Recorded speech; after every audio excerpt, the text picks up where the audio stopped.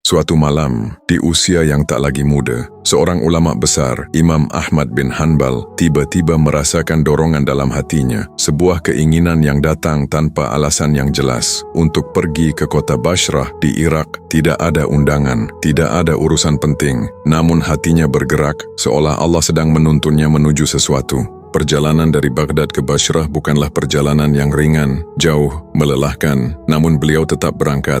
Setibanya di sana, malam telah tiba. Beliau pun singgah di sebuah masjid, menunaikan salat Isya berjamaah. Setelah itu, tubuhnya yang lelah ingin beristirahat sejenak, beliau pun bersandar, mencoba memejamkan mata. Namun belum lama, seorang marbot datang menghampiri. "Maaf Syekh, apa yang engkau lakukan di sini?" Dengan lembut Imam Ahmad menjawab, "Aku seorang musafir, aku hanya ingin beristirahat di masjid ini."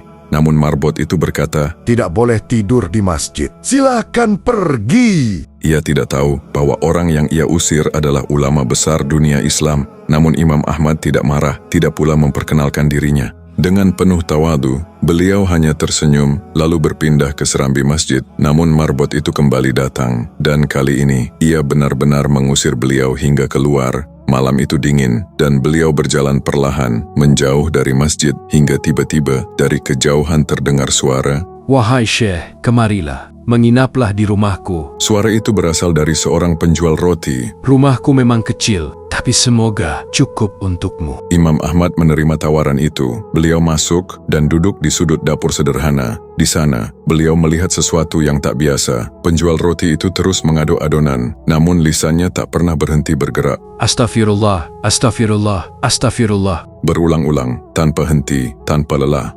Imam Ahmad memperhatikannya, lalu bertanya, "Sudah berapa lama engkau melakukan ini?" Ia menjawab dengan tenang. "Sudah sekitar 30 tahun, sejak aku mulai bekerja." Imam Ahmad tersenyum, lalu bertanya lagi, "Apakah engkau merasakan hasil dari istighfarmu itu?" Penjual roti itu menjawab dengan penuh keyakinan, "Tidak ada satupun doa yang aku panjatkan, kecuali Allah kabulkan, kecuali satu." Imam Ahmad terdiam. "Apa itu?" Ia menjawab dengan mata yang penuh harap, "Aku berdoa agar suatu hari Allah mempertemukanku dengan Imam Ahmad bin Hanbal." Sejenak, suasana hening. Imam Ahmad menunduk, air matanya jatuh perlahan. Lalu beliau berkata dengan suara lirih, "Allahu Akbar, doamu telah dikabulkan hari ini. Akulah Ahmad bin Hanbal. Mungkin karena istighfarmu, Allah menggerakkan hatiku datang ke kota ini, hingga aku diusir dari masjid, dan akhirnya dipertemukan denganmu."